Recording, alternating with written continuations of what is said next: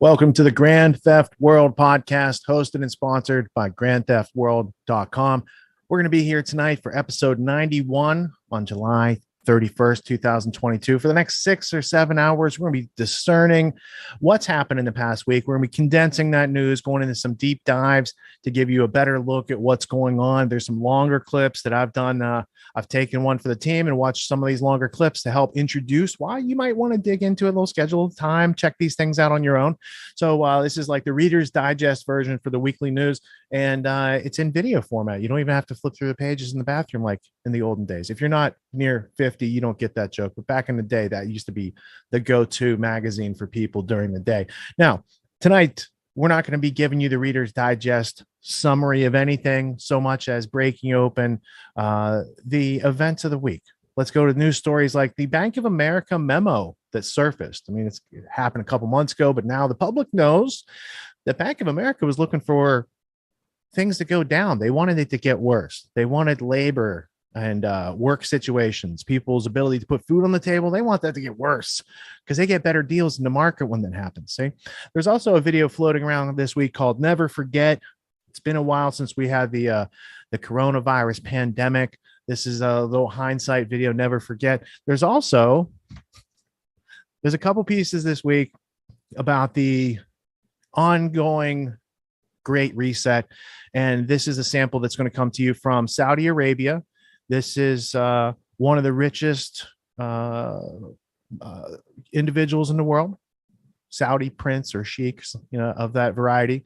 And it's a new megacity. It's an eco-friendly dystopian megacity. And I thought Matt Walsh did a really good clip this past week on that to show you what they want your future to look like. And it looks like a big line in the sand. I don't know if it's supposed to be metaphorical. It's a totally enclosed linear city made of glass in the desert. So we'll see how that works out. I think it's a great idea. And Alex Jones has been on trial this past week. He's been on trial for many trials in several years. This one is going on about the Sandy Hook defamation case, a case that, to my knowledge, already decided, and what they're doing in the trial is deciding how much the families will get from damages. So we'll be checking into that story as well. It's interesting, though. There's a clip floating around of the lawyers bickering, Alex's lawyer giving the other guy the bird, communications, basic communications 101. And times have changed since these types of things happen. Sandy Hook happened in 2012. I think the lawsuit proceedings probably turned on Infowars 2015-ish, somewhere around then. We've recently had the Uvalde shooting where like hundreds of officers stood by, right? So the public has seen other child tragedies where people might not have responded as they should have and now have questions of their own. So there's a whole lot going on in the that news milieu of the anti-gun agenda juxtaposed to current events, these sort of things. So we'll get into that later tonight. First, let's kick it off with Luke Rudowski from wearechange.org, bestpoliticalshirts.com. He's got a report from earlier today that's going to shed some light on many of the stories we're going to touch on throughout the night.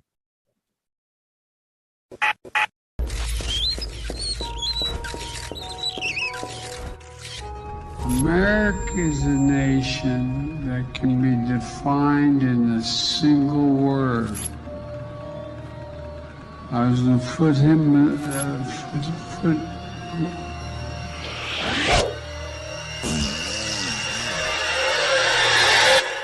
anyway.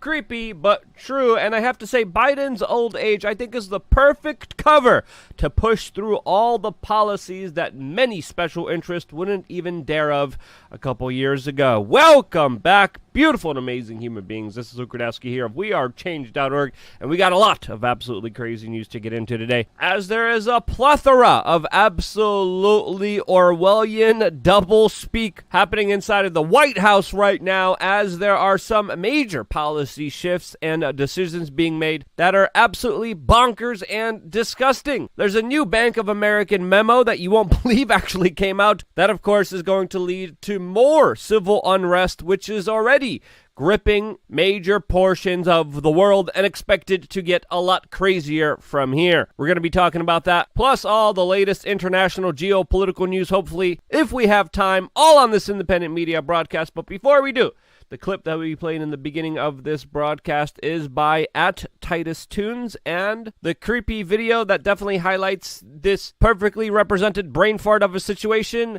is a perfect representation of the lunacy happening inside of the White House, where just recently the White House spokesperson for the Biden administration came out and said that this government is building a wall and not building a wall, as of course the U.S. federal government has just announced plans, according to the Associated Press, to fill the border wall gaps in Arizona. This is, of course, something that this president heavily criticized the former president of doing, and now is doing it themselves. And if that wasn't Orwellian enough for you, the White House is also publicly trying to dismiss that we are in a recession, as, of course, the definition of what it is has been conveniently changed by some organizations, and now Facebook is officially fact-checking top economists here in the United States who are saying, yes, we're in a recession. Yes, right now, big tech social media has just censored the research and education director of the American Institute for Economic Research, who had his posts censored and had a warning label put on them because he dared to question the White House's latest word games that they're playing, literally trying to obfuscate the economic destruction that they helped procure. They literally deliberately created situations that destroyed the U.S. economy, that destroyed any financial prosperity, that destroyed Americans' ability to have any upward economic mobility, and now they're just changing definitions and even censoring people who are daring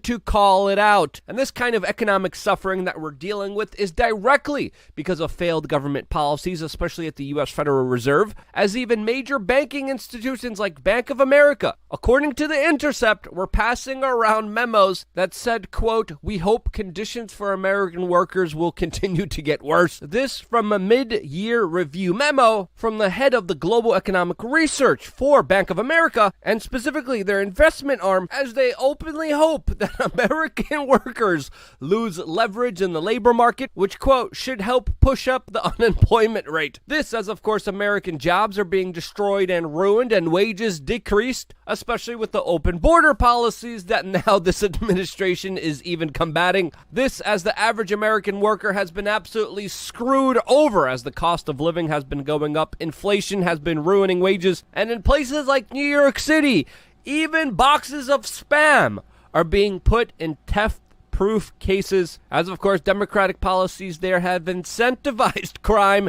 and in many instances either excused it or left it unpunished. Yes, what you're looking at right now is a box of Spam for $3.99 in a theft-proof case to protect it from people stealing it. When you're reaching these levels of insanity, when you need plastic theft-proof containers for Spam, you know we're dealing with a situation that is far off worse than just a recession that they're trying to deny you is even happening. Now, this specifically has been documented at the Duane Reade in Times Square, where there's even reports of ice cream being locked up, and these images aren't rare, as of course we have been seeing them all throughout the United States, especially when it comes to meat and other high-ticket items that are becoming more and more expensive. This as democratic cities are becoming more and more lax on crime. Yeah, fair to say things are going crazy, as of course with the record amounts of crime, we're also finding out that in New Orleans, the average response time by police officers to a crime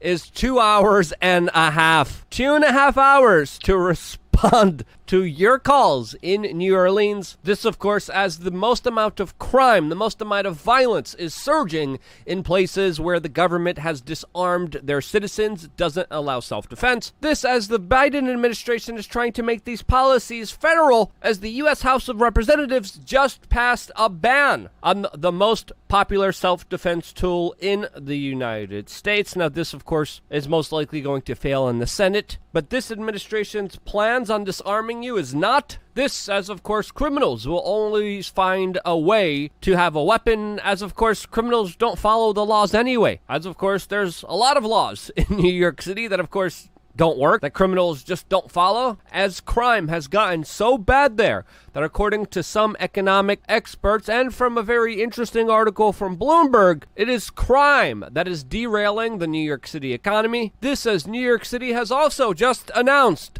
another public health emergency when it comes to of yet allegedly another global sickness. And if the news and information we're getting couldn't become even more absurd than it already is, over the weekend, the President of the United States has tested again positive for a sickness that he took 4 intrusive procedures for, as well as additional rushed experimental therapies like Paxlovid, which has been deemed a, quote, miracle drug by the corporate media, another product made by Pfizer, another product fast-tracked, which, according to many media outlets, has led to the President of the United States being, quote, reinfected with the global sickness. This as we're finding out today that more than 40% of individuals who take this treatment are, quote, reinfected, and not 2% like Pfizer told us it would be. Oh no! Big Pharma lying to us once again about the efficacy of the products that we fast-tracked, that we poured billions of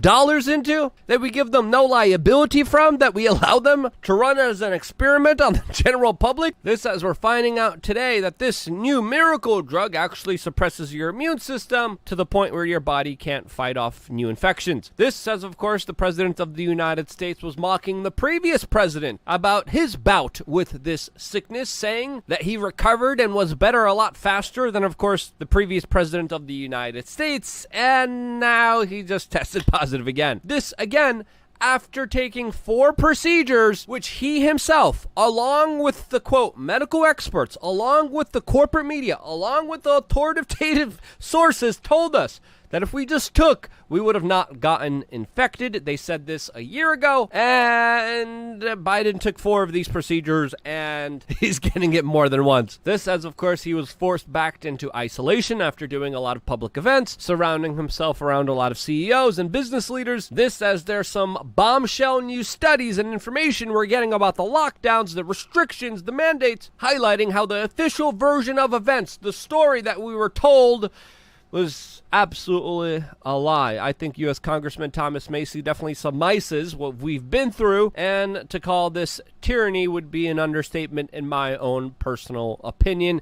This, as of course, I'm not surprised we're not doing 1984 doses to slow the spread. A cheap plug, I know, but hey, we got to pay the bills around here, and one of the best ways we do that is, of course, through the bestpoliticalshirts.com. Convenient, and of course there's been a lot of protesting happening around globally, as of course if you're paying attention to what's happening internationally, you are seeing a lot of unrest. Just recently, protesters stormed the Iraqi parliament. There's a major pensioners protest in Iran right now. There's massive clashes happening in Sudan right now. The capital of Guinea has been paralyzed, according to Al Jazeera, and there is a lot of civil unrest in Argentina and many other places around the world, as of course there's a lot of instability when it comes to energy and food policies that have been rocked through, of course, the centralized controllers and powers of politicians who work closely with multinational corporations at the World Economic Forum in order to push a great reset. Their claim is they're building back better, but essentially everyone's going broke. The poorest people of the world are being screwed over, and we've been warning you about these policies for an extremely long time, and here they are. It didn't have to be this way. It could have been avoided. It's not. It's made a lot worse by governments and central controllers that have impeded in the economic markets, in the free flow of capital, and their interventions is creating some massive upheavals. As an example, in Ukraine, we're finding out today that their wheat harvest, which is responsible for feeding many of the poorest people in the world, could be halved, as of course the conflict there is intensifying. This as the Russians are now demanding payment in rubles for grain, as they are one of the world's largest wheat exporters. This as today we're finding out about the demise of one of Ukraine's tycoons in the grain industry that passed away after his house was just shelled in this conflict, which is escalating, as of course the president of Ukraine has just called for more mass evacuations inside of eastern Ukraine. This, as a lot of the military operations have stalled in that country, but Russia is still making some persistent gains, as of course this conflict is dragging on, not only depleting the resources of Ukraine and Russia, but a part of creating the massive upheaval that the world is dealing with. This, as the United States is looking to trade a Russian arms dealer in U.S. custody in exchange for a WNBA star, Brittany Griner, who illegally brought a controlled substance into Russia. This, as the situation in Ukraine becomes more unstable and more insane by the day.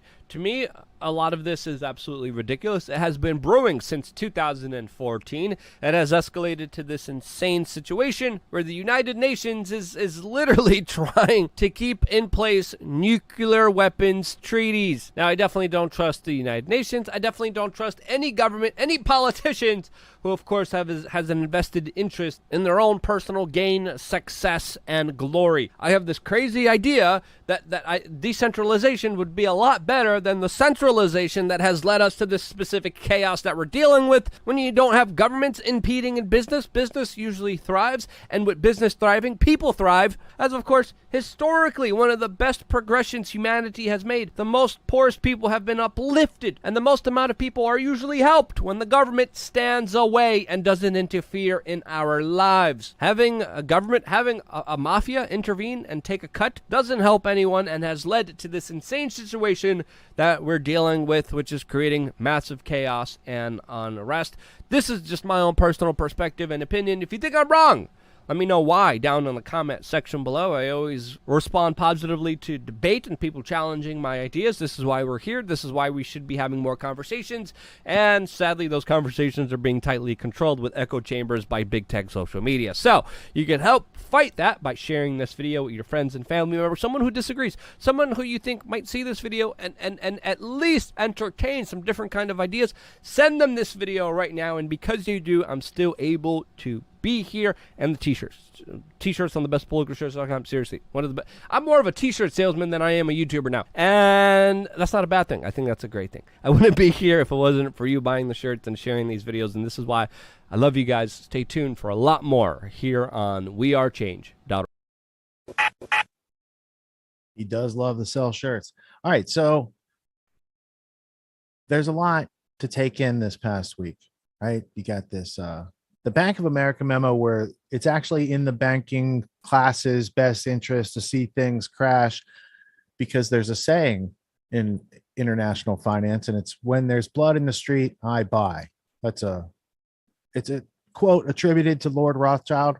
That's a Forbes quote.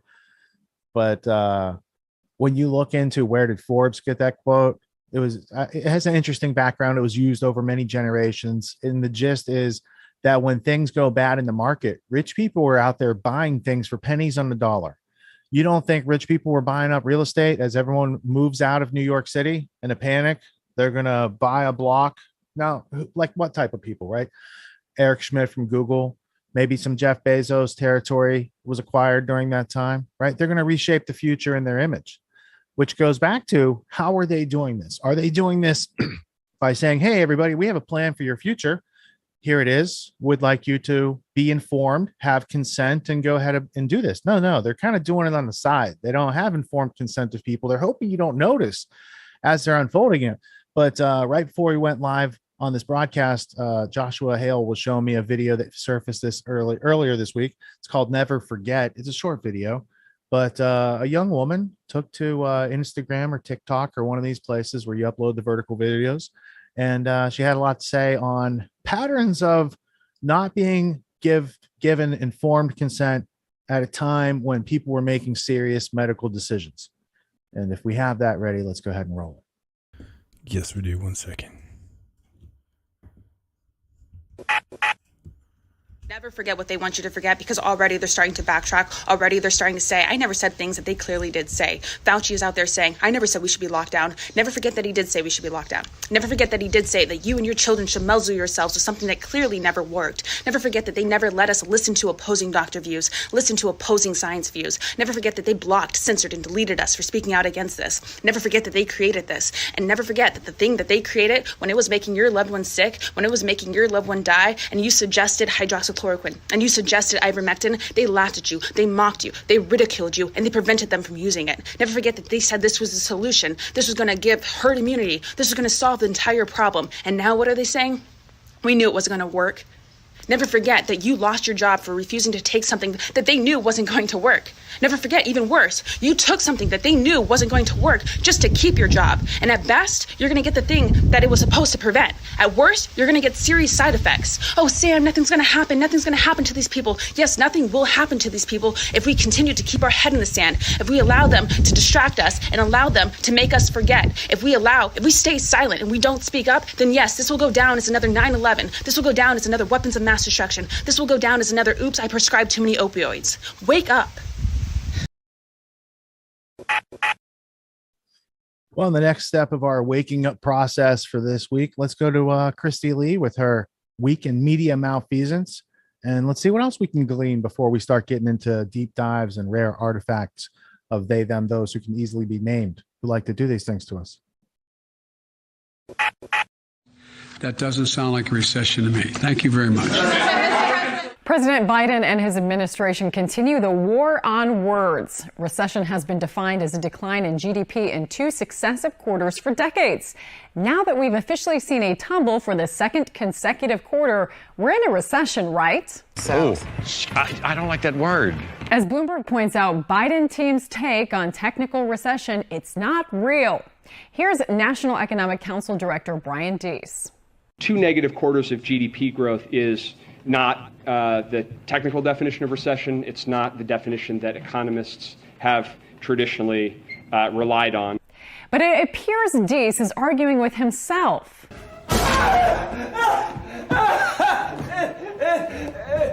What the hell are you doing? Because he said the exact opposite in 2008. That is not the definition. Brian Deese said in 2008, of course, economists have a technical definition, which is of a recession, which is 2 consecutive quarters of negative growth. But big media gleefully plays along, ignoring that by the technical definition, we are now in a recession. Instead, the propaganda puppets PR team all use the term recession fears, which is really strange because they seemed fine with the widely accepted definition before until it made the current administration look bad. A recession is just 2 consecutive quarters of economic decline. When we talk about the possibility of a recession, what is a recession? A recession is 2 consecutive quarters. 2 consecutive quarters. 2 consecutive quarters. 2 consecutive quarters of declining GDP. Here's how the Associated Press plays cover. The decline reported Thursday in the gross domestic product followed a 1.6% annual drop from January through March. Consecutive quarters of falling GDP constitute one informal, though not definitive, indicator of a recession. Now compare that with how the AP described recession in May and June of 2013. A recession is defined as 2 consecutive quarters of negative growth. Same thing in October of 2020. And oh look, even earlier this year, Mexico's economy entered a technical recession at the end of last year with 2 consecutive quarters of contraction. Not to be outdone, Politico now bends its previously held definition of recession. Turns out we're insane. We're hallucinating. Lucy in the sky with diamonds stuff. And the media have confirmed it. This is from Politico. Quote, the White House is pretty obviously right that even 2 quarters of shrinking GDP would not show the economy is currently in recession. That's the word from Ben White, who is the chief economics reporter at Politico. That's June 22nd of this year. This same Ben White, assuming he's real, wrote in Politico, which unfortunately is, and we're quoting, I'm sorry to report that the conditions are ripe for a slide in gross domestic product growth that lasts at least 2 quarters, comma, the technical definition of recession. Ooh, Ben White. Could that be the same Ben White, the same Politico? Could be. Wikipedia editors are getting in on the game, trying to match the Biden redefined game. No, we are not in a recession. Everything is great. Don't you feel it? A recession is broad-based weakness in the economy. We're not seeing that now. In your view, is a recession in the United States inevitable? No. Typically, economists date a recession as being at least 2 quarters of negative growth and other factors, which we have not seen at all. You sit on a throne of lies. But this is nothing new. These same posers refuse to define woman. Can you provide a definition for the word woman? Can I provide a definition? No. Yeah. I can't.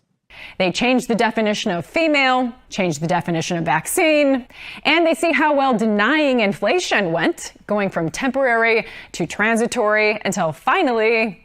I was wrong then about the path that inflation would take. As I mentioned, there have been unanticipated and large shocks to the economy. So Janet Yellen was wrong on inflation, but we're expected to believe her now that she says we are not in a recession. It didn't work the first time, but they sure do love the word transition. We're seeing, what we're seeing is that we are in a transition. We had this strong economic growth because of the work that this president has done in the past 18 months. In other news, fact checkers like to point out Donald Trump did not order the use of National Guard troops on January 6. Epoch Times agrees. Former Pentagon Chief of Staff Kash Patel says that would have been a violation of the law. Rather, the former president authorized up to 20,000 National Guard troops for use, but the use of those troops was later rejected by D.C. Mayor Muriel Bowser and the U.S. Capitol Police.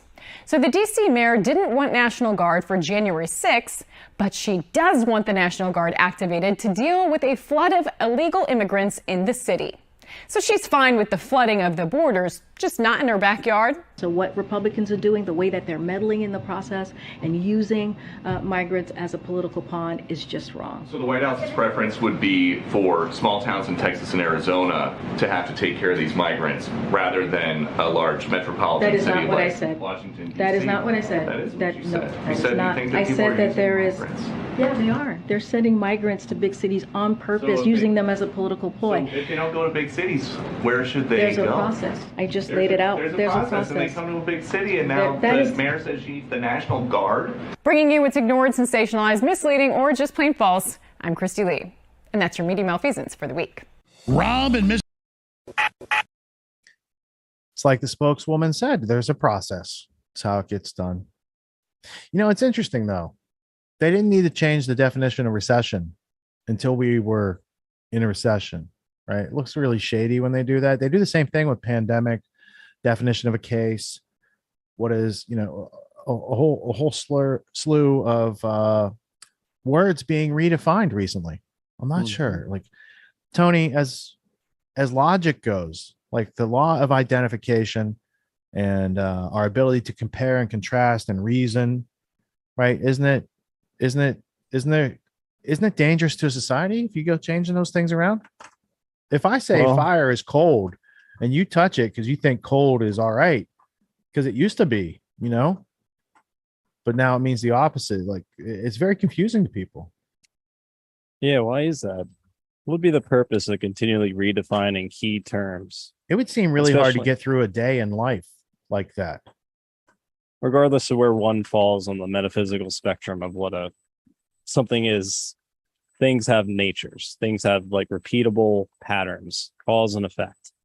So when I go and touch fire and I call that thing fire and we communicate to each other, that's fire. Fire hot. Fire hot. Yeah. Fire burn. Fire does this to my hand, whereas cold does not. So if we start calling that cold, I'm going to get burned. People get hurt. At least once, you would think. But the problem is people are getting burned many times over. They keep going back to the fire that they keep calling cold in this strange scenario. So that's sort of the mass formation that's taken hold, where people are like, they're loving the fire. But you know what, Tony? Cold. I'm not an etymologist and I'm not a sociologist, so maybe I should just leave it to the experts because they're doing a great job right now. They're doing a bang up job out there.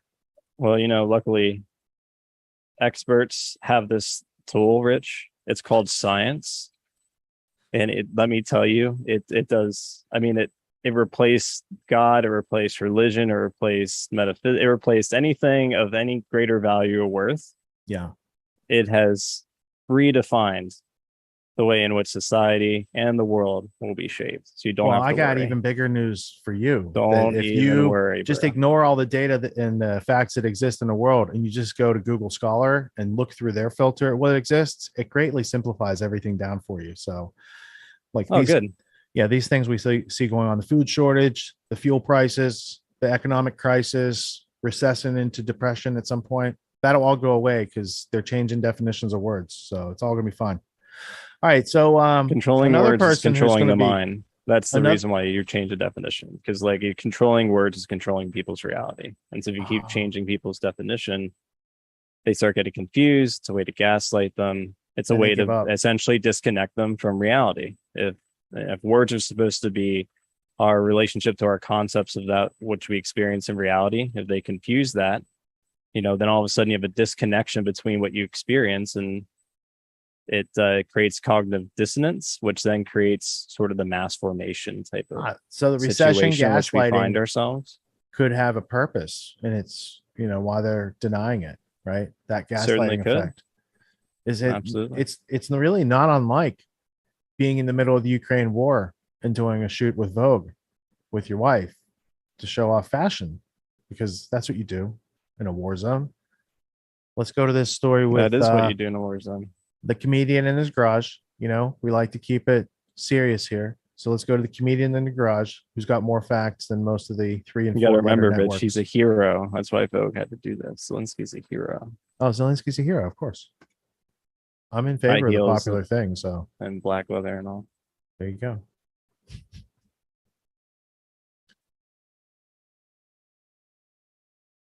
Did you find it, LD? It's the second one under Ukraine. the Vogue and clip. Russia. Yeah. All right, cool. I'm ready for you. Oh yeah, good. So get a little of this. I don't know if you know this is Zelensky and his wife, and they took time out from their busy war schedule of showing up at American award shows, the Grammys, the Oscars. Did they go to the Emmys? I'm sure he Zoom called in to like bless some orgies, some rich people orgies. So look at that. That's heroic, don't you think? A lot of leaders wouldn't risk that without wearing shoe lifts. I'll tell you that. Tom Cruise wouldn't be seen without his lips. I wouldn't. I never am.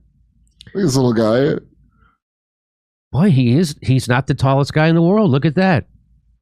I have camaraderie now with short men. I'm short. I'm a short man now myself. I used to be much taller, so I feel for him.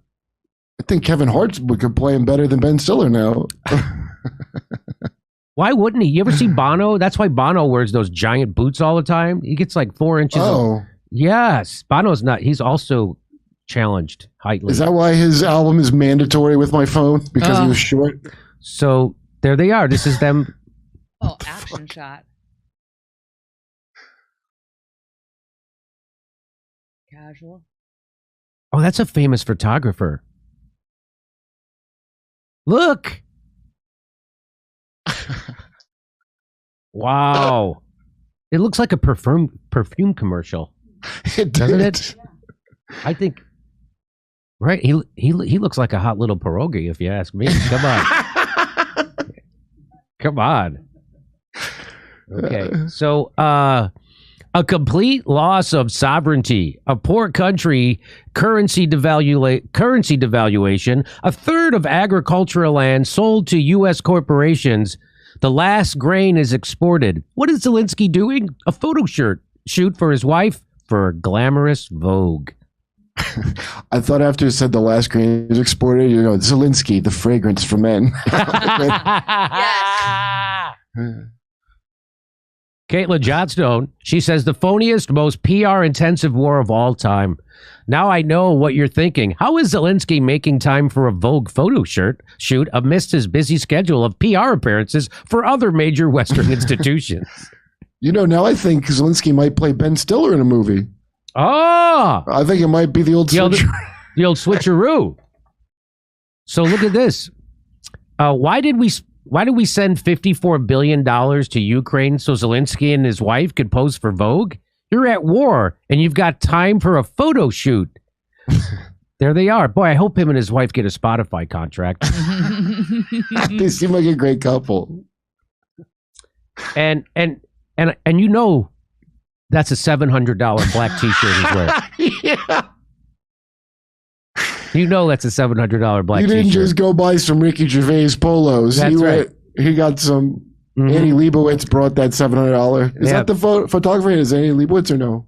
No, it's a but she's also very famous. I don't know her name, but I recognize her. I recognize this person. Let's send another $40 billion to Zelensky. Maybe he could do a Vanity Fair spread after his Vogue photo shoot. Very funny, Eric. War is profitable for many. There's always an alternative to war. War is brutal. Nice that Zelensky has time for Vogue in the midst of war. What's brave about fighting a war to suit U.S. NATO agenda while tens of thousands of less privileged Ukrainian sons and daughters die? Nicely said, Mick Wallace. Now, he's part of the European Parliament. He's the guy who shows up in T-shirts and then tells the truth. I'll tell him what's brave for Zelensky to even though he's a little chubby, to not be ashamed of his body in a tight T-shirt. That's pretty brave. Pretty brave. The photography is by Annie Leibovitz. Oh, it is Annie Leibovitz. Oh, that is who that is. That's what it says right That's here. who that is? Mm-hmm. Yeah. Oh, so that is her name. I'm mixing her up with that. I'm mixing that name up with the writer. Fran Lebowitz. Fran Lebowitz. Yeah, right. Yeah, she's the one who said you don't earn $400 million, you steal $400 million. Yes. She's very well said. She's good. So, and that's Mick Wallace from the European Union. He's got a shirt with a collar on his picture. I don't know why you can't wear a collar when you go to the parliament. I mean, some people like it that you're radical in your T-shirt, but I think you should look presentable. He needs his freedom of motion in case the war breaks out during his photo shoot. How about this one? Zelensky and his wife posing for Vogue. The optics are really bad. Terrible. Anyone with half a brain is going to find this photo shoot. Why can't I say photo shoot? Because Zelensky's wearing his Vogue photo shirt. Anyone with half a brain is going to find this photo shoot repellent. But the people with the Ukrainian flag in their bio will lap it up. This is for them. So very shallow and very sad. Well said, Nat. Well, not if you have quarter of a brain, and it's probably pretty great. It probably fantastic. Here's our last slide. Today's Prime Minister Boris Johnson presented President Zelensky with the Sir Winston Churchill Leadership Award for incredible courage, defiance, and dignity in the face of Putin's barbaric invasion. The UK will always hashtag stand with Ukraine. Hashtag Churchill Award. You either die Chris Farley or you live long enough to be Boris Johnson. So there you go. Zelensky doing the... there he is making another one of his many appearances. Yeah. There he is doing it, getting it done. Oh, this is when he's getting the award. That's the award in his hand there. Yeah. And there's Churchill and who's that guy? That's Churchill and then Zelensky. Oh, that's that guy. That looks like Zelensky. That is. He's wearing. I didn't know he's wearing a tie. I never see Zelensky in a tie. That's why it threw me. Boy, he certainly looks grumpy, Winston Churchill. I mean, I guess if you lived through a war, World War II, I guess you would be grumpy if someone's bombing your city, your town. It's hard to stay upbeat. Okay, that's there's your way to go, Zelensky. Look forward to come see our stand-up comedy. We'll be in Los Angeles. Baker's. I almost interrupted to say something about Winston Churchill because people in Britain might venerate him. People in India don't venerate him. People in Palestine don't venerate him. And Americans who know their history, people in Wales don't venerate him. Look, first off, not that it's incriminating, but let me set the context. Winston Churchill came from a very well-established family. Let me bring him up in the history blueprint. Let's go to Churchill. Winston, not from 1984. Churchill. No, put This is the grandson. your brain on screen. Is it on? Oh, sorry. No, you're good. There we Just go. wanna Make sure. Yep. All right. So this is the grandson who passed away in 2010. Okay. So if you go back to Sir Winston Churchill here, who's the grandfather, he's involved in a lot of historical events over a long period in time. But when you go back to the beginning of his history, there was something called Room 40, and it was related to the RMS Lusitania. And Room 40 is like their NSA back then, right? GCHQ, Government Communications Headquarters, is the signal intelligence agency from 1901 to present for the British Empire. In that infrastructure, under the Navy at Bletchley Park, they had a room called Room 40. And this is where they did the cryptographic breaking of where the RMS Lusitania was going to be juxtaposed to German submarines.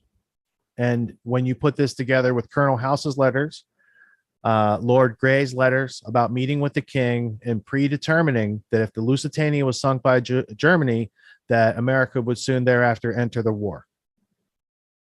Yeah, So- because they had the press, everyone in the press set up already.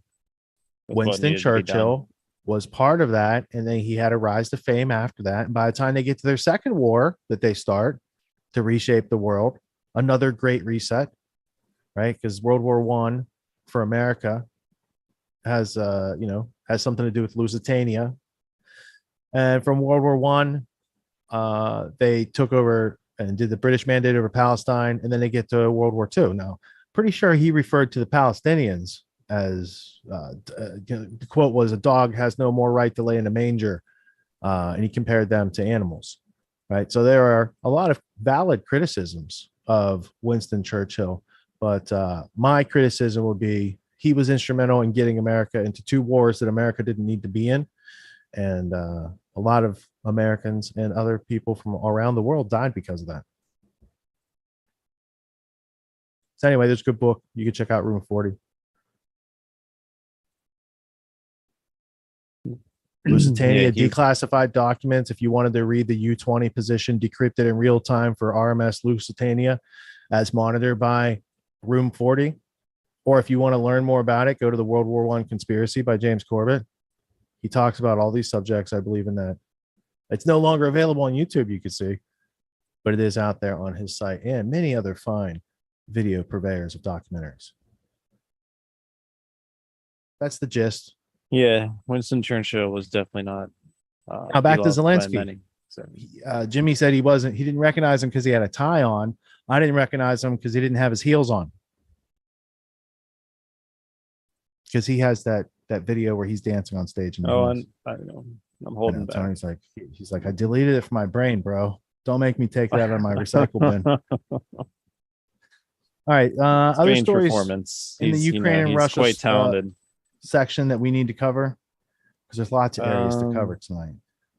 Not really. No, I All would not specifically in the Ukraine section. No. Ukraine, Russia.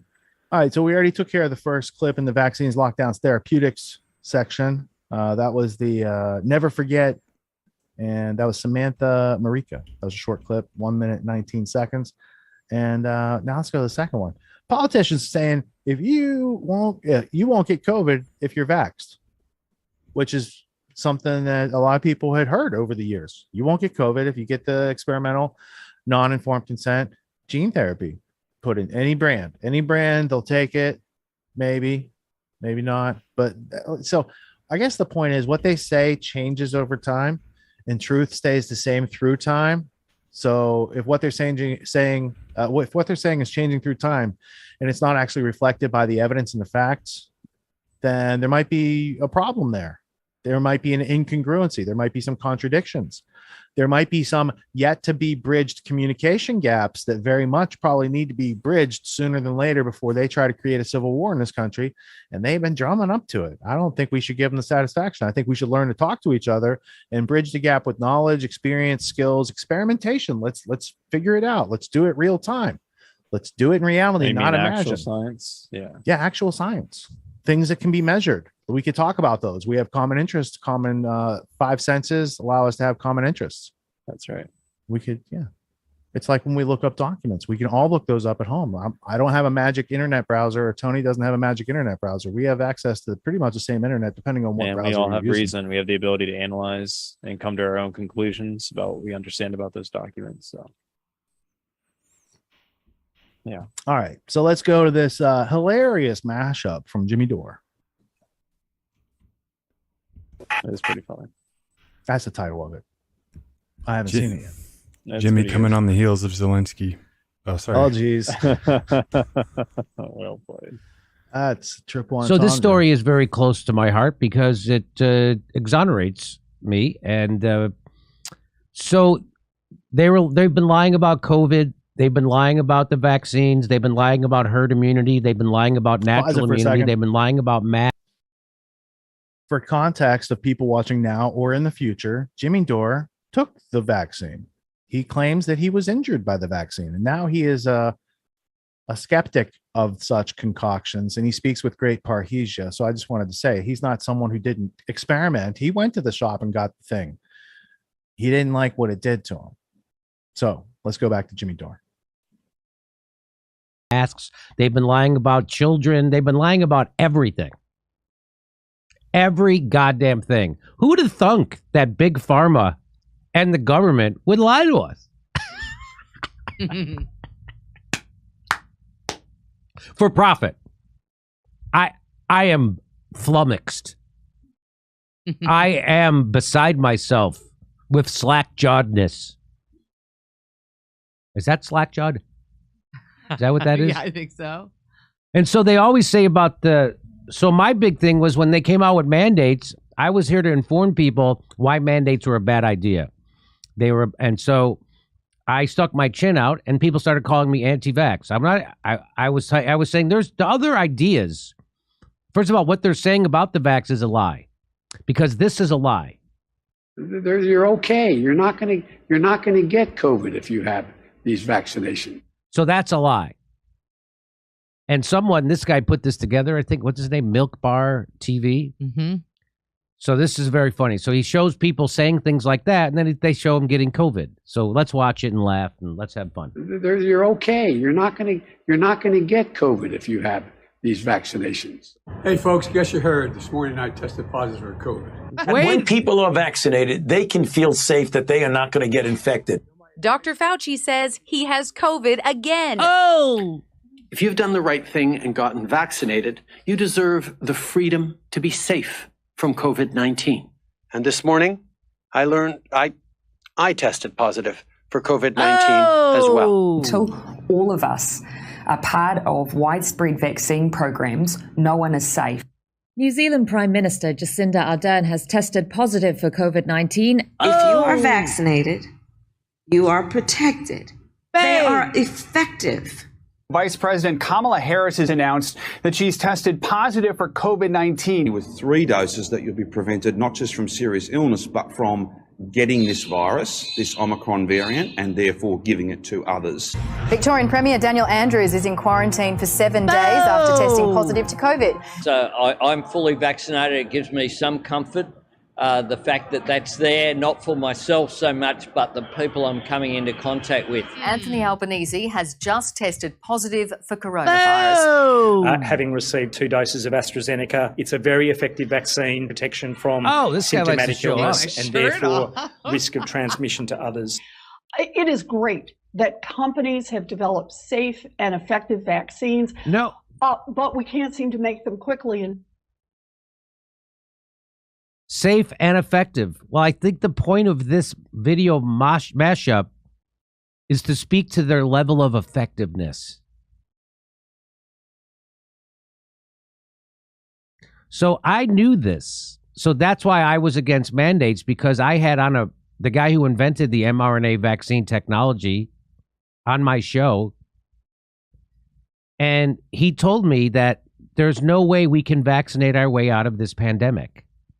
So I knew that over a year ago, before they started wanting to mandate vaccines. I knew this.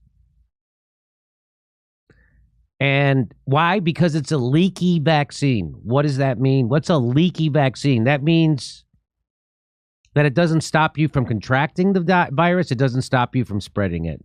In fact, Fauci has said everyone's going to get it. So if everyone's going to get it, who do you care if you get it from a vaccinated person or an unvaccinated person? Because with vaccinated people spread the virus all the time. In fact, they call them super spreaders because they don't feel so sick, so they spread it more. So these were lies when they said this stuff. And I knew they were lies when I saw Joe Biden say that. If you get the jab, if you get the vaccine, you're not going to get COVID. I knew that was a lie. That was not true. And he wasn't making a mistake. They were lying. That's what politicians do. And why would they lie? For their donors. So he didn't get taken down from CNN for saying that. There's more to this. To stop the global spread that threatens all of us. Massachusetts Senator Elizabeth Warren just announcing she, in fact, has tested positive for COVID.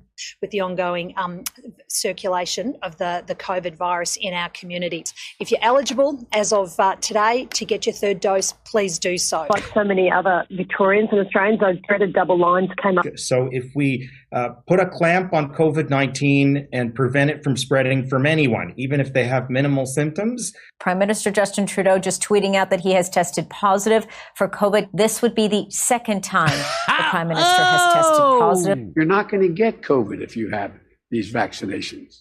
Hey, folks, guess you heard this morning I tested positive for COVID. So those people, now imagine if you said the opposite. Imagine if you came out and you said, hey, if you get the vaccines, you're going to get, they would have kicked me off YouTube, kicked me off Twitter, Instagram, and Facebook, and then everybody would call me a crazy. But you could say the exact opposite, which is false, and nobody still says a word about it. No one says, why was Joe Biden spreading misinformation about the vaccines? Why was Kamala Harris spreading misinformation? Why was Elizabeth Warren spreading misinformation about the vaccine? Why is everybody in government spreading misinformation about the vaccine? No one ever asks them that. They don't get called that either. They don't get called spreaders of misinformation, even though they did. You want to see a great big spreader of it? Here you go. Means for instead of the virus being able to hop from person to person to person to person, spreading and spreading, sickening some of them, but not all of them. And the ones that it doesn't sicken don't know they have it. And then they give it to even more people because they didn't recognize they were, right? Instead of the virus being able to hop from person to person to person, potentially mutating and becoming more virulent and drug resistant along the way. Now we know that the vaccines work well enough that the virus stops with every vaccinated person. A vaccinated person gets exposed to the virus. The virus does not infect them. The virus cannot then use that person to go anywhere else. It cannot use a vaccinated person as a host to go get more people. That means the vaccines will get us to the end of this. Means for instead of the virus. Not true. Wasn't true. Isn't true. Was never going to be true. I brought on Dr. Robert Malone, came on our show, told us that you can't vaccinate your way out of this. And people like that who get paid by Big Pharma, $30, $40 million, she makes like $100,000 a day. Then that's what they say. Not one skeptical thought in their head about the vaccines or Fauci or Collins or the CDC or the COVID policy or lockdowns. Not one skeptical thought. All they had to do was find your fear point, and they coupled it with your Trump hate. And they had you. And some of my good friends, they got them. They got inside their brain, and they found their fear. Some of my good friends who wagged their finger at me about my coverage of the vaccine, which was correct. My coverage was correct.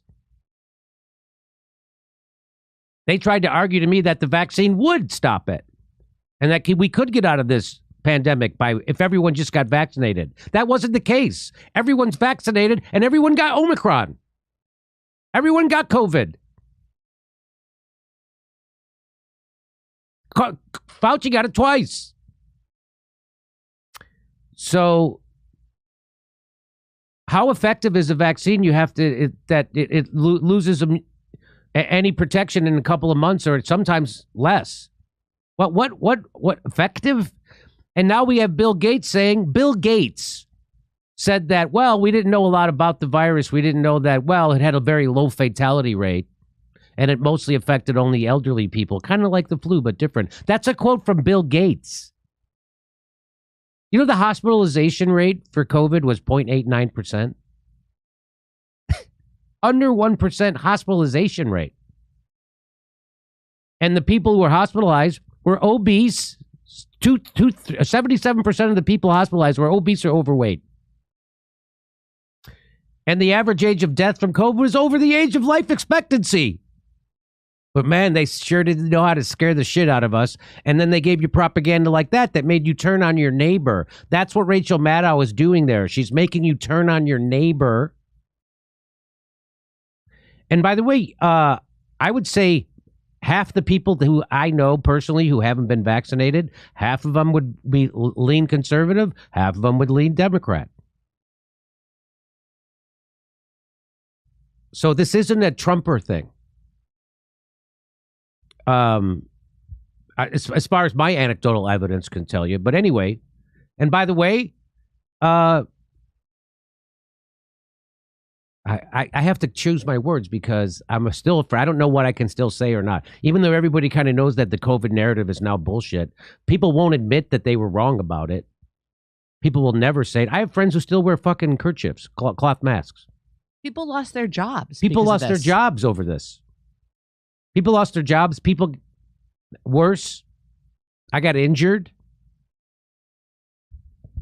Lots of people got, anyway, it's just, and just like with Russiagate, and just like with Syria, they'll never admit they were wrong.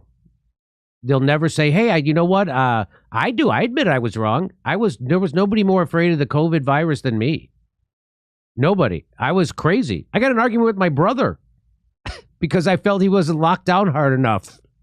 We got a big argument. Mostly came from me.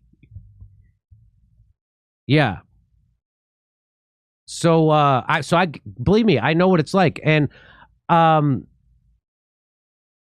if you made that mistake too, and you were uncritically swallowing the propaganda from Fauci and the government and Big Pharma and Rachel Maddow, but you now know better, that's fine.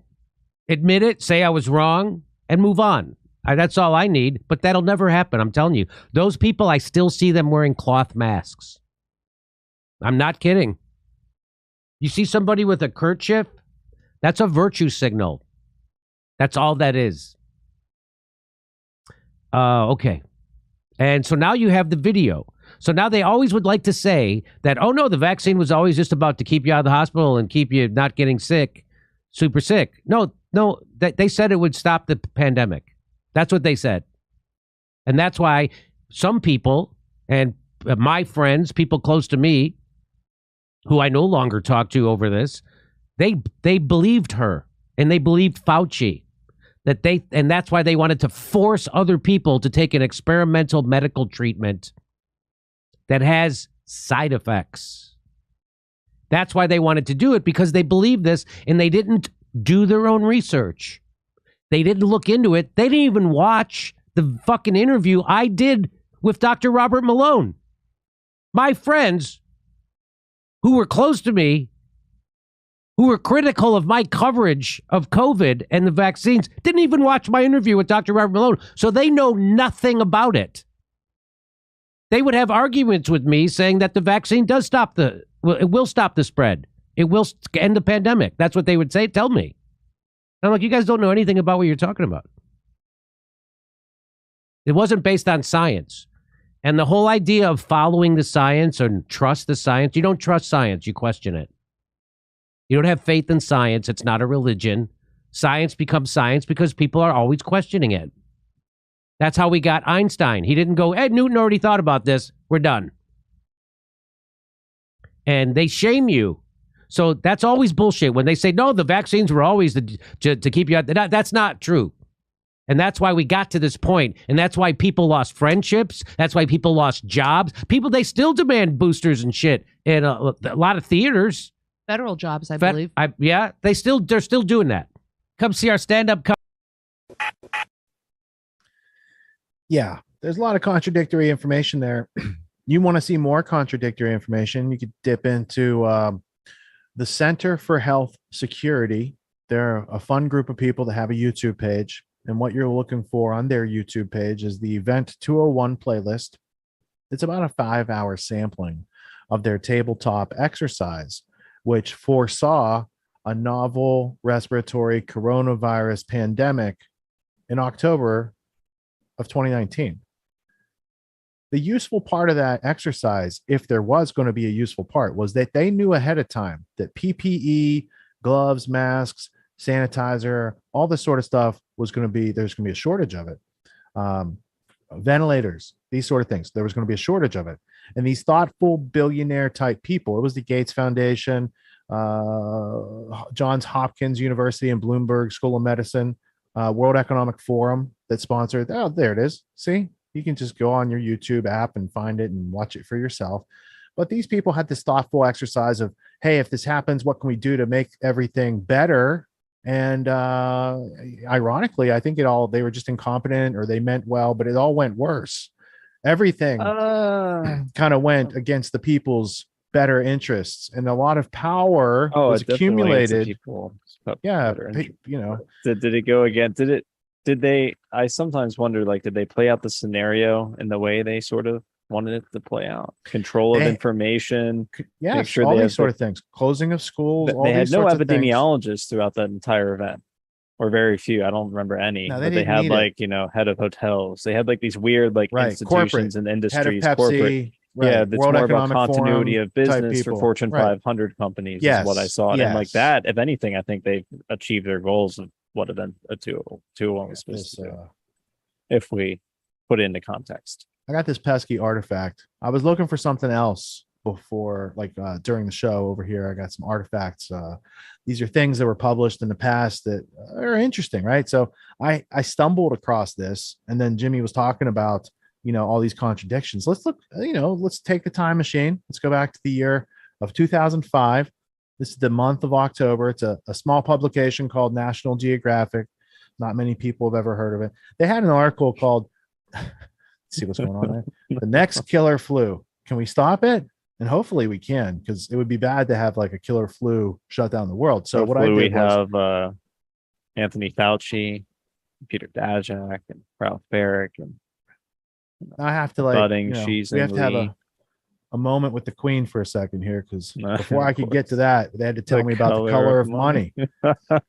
Today, 16 authorities, that's nation states, still issue bills with her portrait, including many of the remaining British dependencies, as well as Commonwealth nations like Canada, Australia, and New Zealand.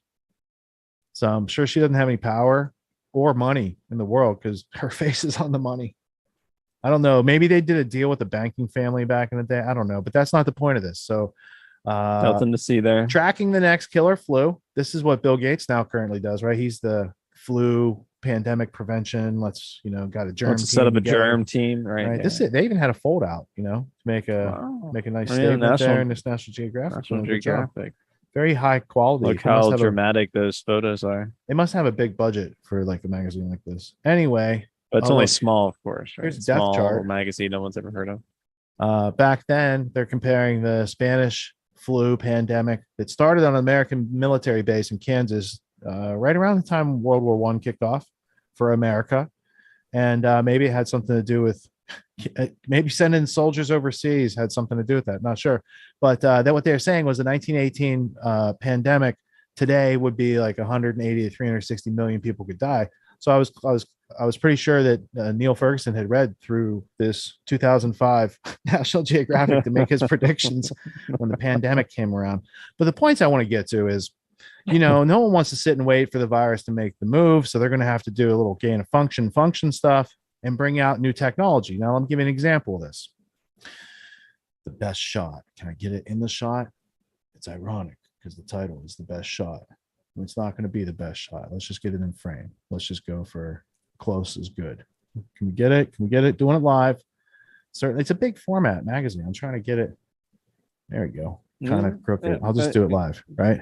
Yeah, we got. I mean, the cutoff. Flu vaccines. Flu vaccines are made from virus grown in fertilized chicken eggs, like those at the Charles River Laboratories in Connecticut, opposite, where the workers harvest virus-rich tissue from eggs to produce a test for detecting flu infections in poultry.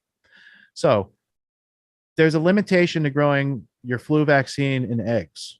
First off, they're pointing out these bird flu viruses are messing with their system, right?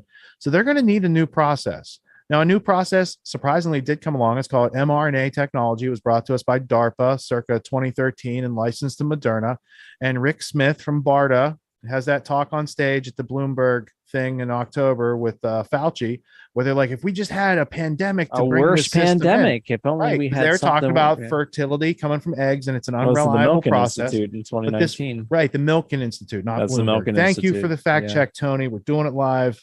Mhm. And so there's a couple other parts in here. It's also, this is what's driving the mRNA research. Let's zoom back out. Let's see, get it straight on the page. So we're going to go here. Ordinary flu vaccines contain flu virus grown in fertilized chicken eggs, then killed and split into pieces. But because it's so deadly, H5N1 requires expensive safety measures and tends to kill the eggs it needed to grow it. This is then a driving reason for mRNA research, because mRNA technology replaces the chicken-grown fertilized eggs with the virus in it. And Correct. Rick Smith and BARDA, he was now a you're BARDA telling representative, Fauci at the Milken Institute. They talked all about this, but they talked about it 10, 15 years later than what they were doing. Well, this and then in magazine 2019, they're basically hinting to that point to the Trump administration that we want to get this pushed through. And he signed it that year, later that year. I think it was that year. Now, He the great signed the predictor Vaccine of the future, Modernization Act. the great Sorry, predictor go of the ahead. future, Tony Fauci, makes an appearance. Makers would know how to produce it and could boost production fast, says Anthony S. Fauci, director of the National Institute of Allergy and Infectious Diseases. At the first sign of a pandemic, we'll be able to say, go take off the brakes and make millions and millions of doses. Well, thank goodness. And they for sure did. Tony They called that Fauci. warp speed. They do it at warp speed. That's how fast they do it now. So anyway, that's an artifact. That's not what I was looking for. I didn't find. I was looking for a different newspaper, but I did also find this. I'll give you a bonus because it's not all about still haven't found what we're looking for. Look at this. Officers and committees members honor roll for the Bohemian Club. I got the whole membership list, appointees, all this good stuff. Look at this. 1943, officers and committees. They got the members, the honor roll, and people who passed away. That's right. They Says, just had their little weaving get-together. spiders, come not here. Hmm. They already got their own web. Yeah. They got their web. And these people are all caught in it. So it's pretty interesting. It gives a history of the club and how it changed over the years. And you see some people who are running it, officers of the club, right? They're putting on their sort of flamboyant and There's ostentatious this guy, displays. Frederick W. Kroll. My question is, and I haven't had a chance to look it up because I just noticed this when I found it a couple minutes ago. Is he related to Jules Kroll in any way, shape, or form? So drop that in the Rotfin chat. You're probably going to get noticed. but we need the references. Nicholas Murray Butler. There's a bunch of honorary folks that got into it. Herbert Hoover, right? So he's in memoriam section too, but he wasn't like a real. These are people they wanted in Not a society, real. never joined. Yeah, not a real. They have a list of 50. Then they got like the general list. There's lots, dude. It goes on. Like, damn, man. Like, it's not. That's a little overpopulated, is it not? You're right. This is proof of overpopulation right here. All these people in the Bohemian Club from 1940. Damn. And then I got this one last one here that I found over there in the same pile. This is a New York Stock Exchange history, organization, operation, and service. And this is a rare pamphlet from back in the day, printed 1929. There's the New York Stock Exchange. Wow. And yeah. To maintain progress and ensure prosperity, every modern nation must provide a central marketplace for its public securities. Napoleon. They cited Napoleon at the beginning of this. All right, let's get back to news of the week, but just wanted to share a couple of those artifacts that I found along the way of not finding what I was looking for over there.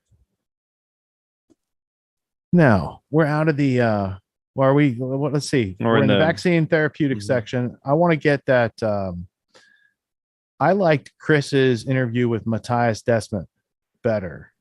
I thought you have Chris Martinson's clip, and let's just do first 10 minutes of that. Desmet does a good job of laying out his case, and then if you're interested in more of that, we'll give you the link. And just like we do for every clip we ever play, it's going to be in the sources, references, and notes for this episode.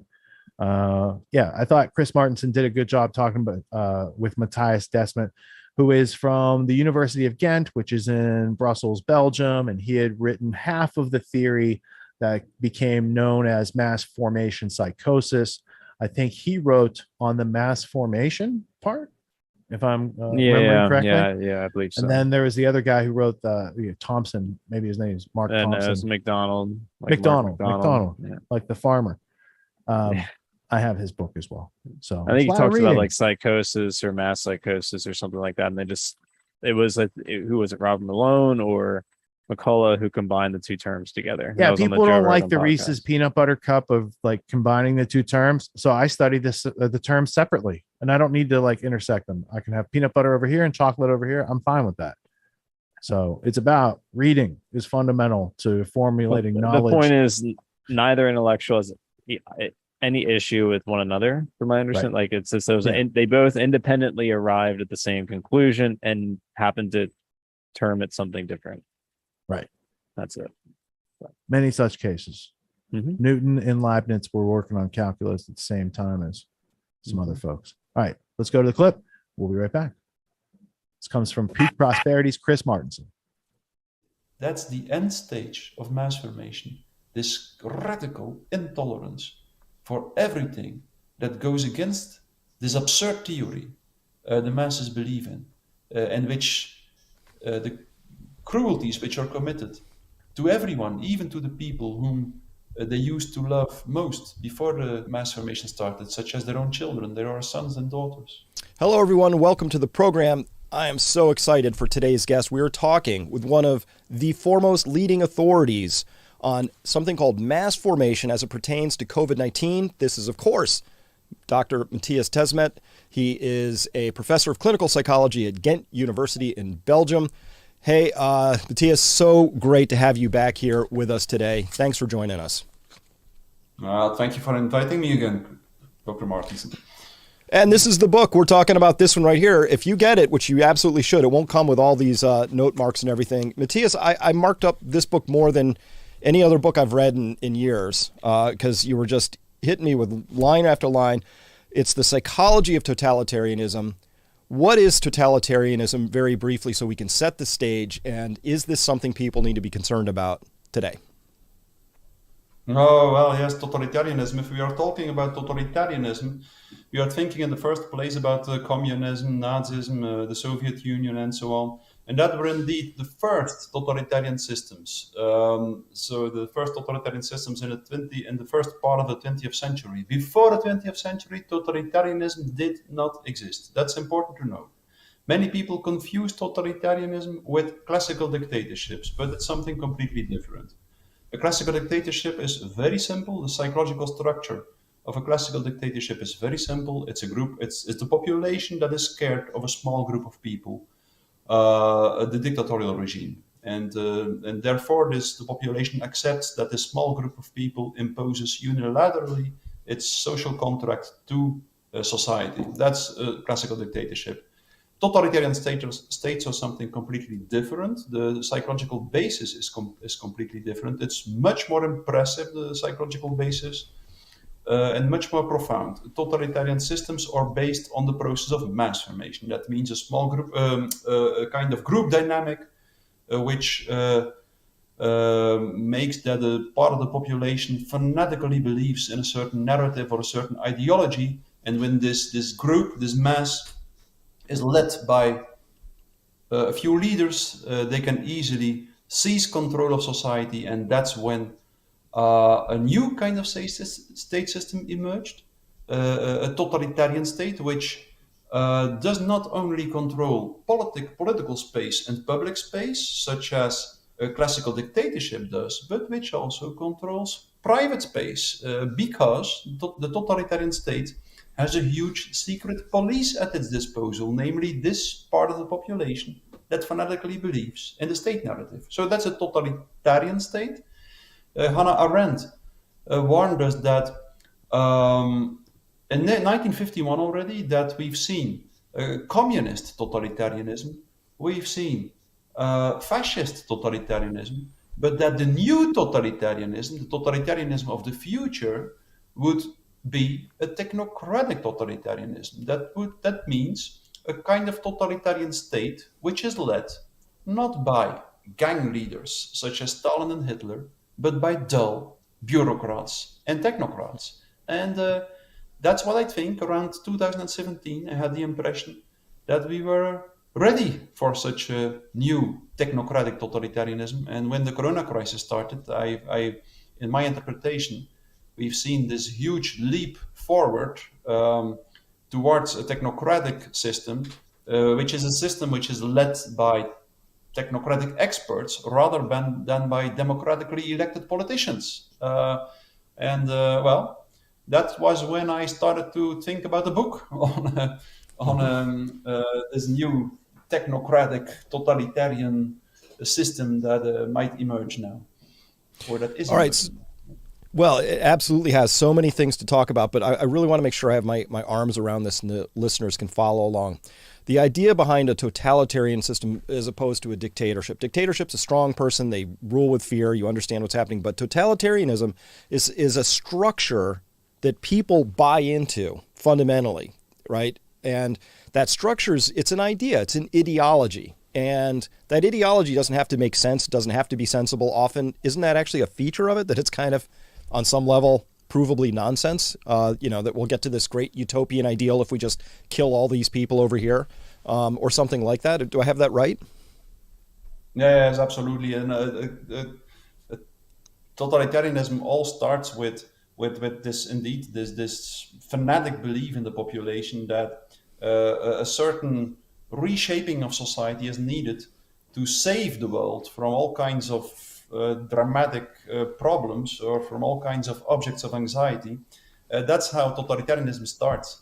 It starts from an ideological conviction, a blind and fanatic ideological conviction, and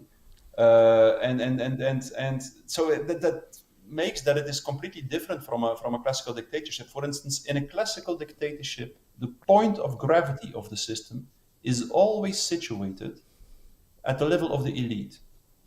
If you eliminate a part of the dictatorial elite, a substantial part, then usually the system, the dictatorship, will collapse. But in a totalitarian state, the point of gravity is not so much situated in the elite, it's rather situated in this part of the population that is in the grip, fanatically in the grip of this ideology. And ultimately, the root cause of the totalitarian system is always the ideology itself. The ideology itself, which has a grip both on the elite and on the masses. So, the ideology in the Soviet Union, for instance, was historical materialism of Marx. The ideology that seized control of society in Nazi Germany was kind of race theory, neo-Darwinist race theory. And now I believe that the ideology that is imposing itself to society now is rather a kind of transhumanist ideology, a technocratic ideology. And then you see that this ideology is becoming dominant, or is taking control of society through all kinds of narratives. That's important. You have to distinguish between the ideology and the narratives that are used, often by the elite, to convince people to go along with the ideology or to accept all these changes that, or this reshaping of society that is needed if for this new society to be created. And these narratives, in my opinion now, are like the climate narrative, they are the corona narrative, the narrative of the war on terror, all these narratives are,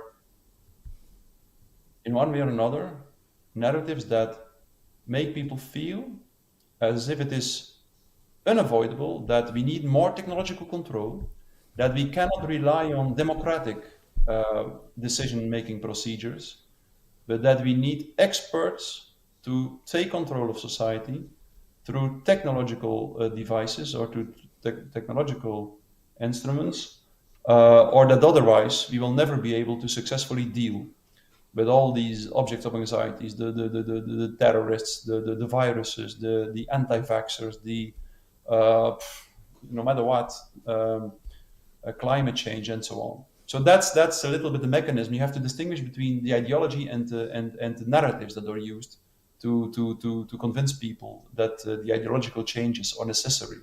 But in the end, it's the ideology itself. Whether we are talking about the Nazi ideology or transhumanism or the historical materialist ideology, in the end, it always boils down, it are all different variants of the same ideology. It are all variants of mechanist ideology, the mechanist view on man and the world, the idea that the entire universe is like a dead material machine, a set of elementary particles that interact with each other according to the laws of mechanics, and, that's crucial, that can be perfectly understood in a rational way. That's the idea, the essence of mechanist ideology, the belief that the universe is a machine and that everything can be understood in a rational way, controlled in a rational way, manipulated in a rational way, and that the essence of life can be reduced to the categories of our own logical understanding. That's the core problem we are facing now. It's that kind of thinking, that kind of ideology that ultimately leads to the concentration camps. That's what I describe in my book. I connect these two things to each other in my book. This mechanist ideology and the end result. There's these totalitarian systems of the 20th and 21st century. Yes, and we're talking with Matthias Desmet, author of this book, The Psychology of Totalitarianism, and I have to thank you for writing this. I've been coming at this from a slightly different angle for a while, but this, I love rotating the Rubik's Cube and coming in from a different angle. So the idea that, hey, this all begins, you kind of pin this at the Enlightenment. Good idea. We're going to be very rational. We're going to come out of our superstitious phase, but then maybe we just overdid it, right? We just went too far down that path.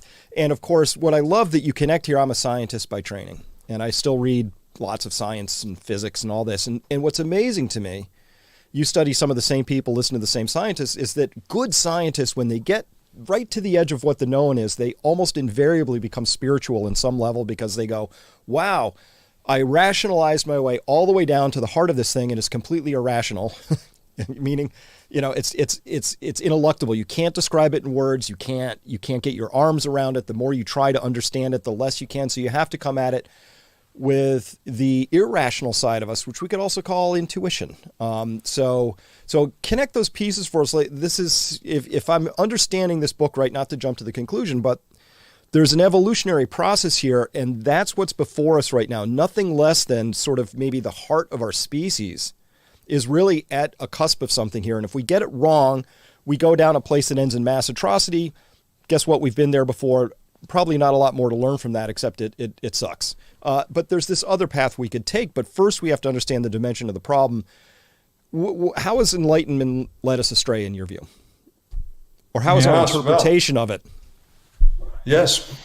As you said, the strange thing is that we all believe that this mechanist view on man and the world is the scientific view on man and the world. But the strange thing is that this actually is not correct, because most seminal scientists, they almost all started more or less from this mechanist view on the man and the world, but very soon they acknowledged that this view on man and the world is extremely limited. That's something that was very well articulated by, for instance, René Thom, one of the most famous mathematicians of the 20th century and one of the founding fathers of systems theory. He said, this part of reality that can be understood in a rational way, in a rational mechanist way, is very limited. And the rest of reality, we can only understand through empathically resonating with it.